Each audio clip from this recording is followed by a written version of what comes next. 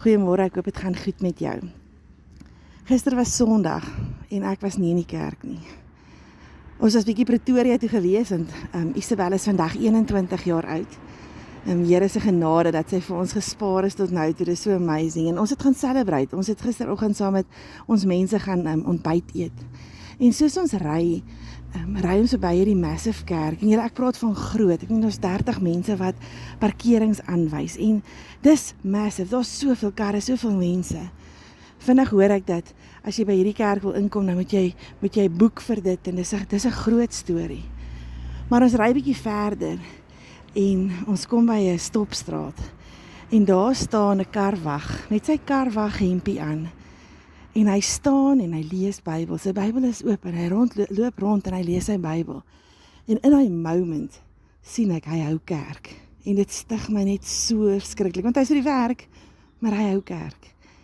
Ons het 'n lekker dag saam met ons mense gehad, en ons ry terug Ermelo toe, en ons stop by 'n garage, en toe ek gaan betaal, toe het een van die mense wat by die til sit, hy begin uit volle bors uit te worship, en hy sê, ja, dis Sondag, en ek sê, ja, dis Sondag, ons moet kerk hou. En dit was my so kosbaar, en ek wil vanoggend met jou hierdie gedagte deel. Elke dag het ons 'n geleentheid om kerk vir mense te wys. Elke dag het ons 'n geleentheid om die Here die eer te gee, want waaroor gaan kerk? Kerk gaan oor God se woord, oor God en oor hom te aanbid. Dis waaroor kerk gaan. Sodra kerk 'n show raak en oor mense gaan, mis ons heeltemal die punt. Kerk gaan oor elke persoon wat in verhouding met God staan, wat hom eer, nie net op 'n Sondag nie, maar elke dag.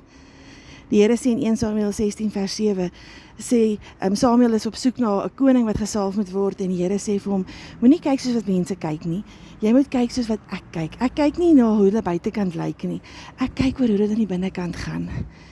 En dis op die eind wat vir God belangrik is. En dan sê Galasiërs 1 vers 10, ons moet nie ons guns by mense soek nie, ons moet ons guns by God soek. Ons hoef nie te entertain nie, ons moet net by God gaan rus, en hy sal vir ons help om kerk te wees.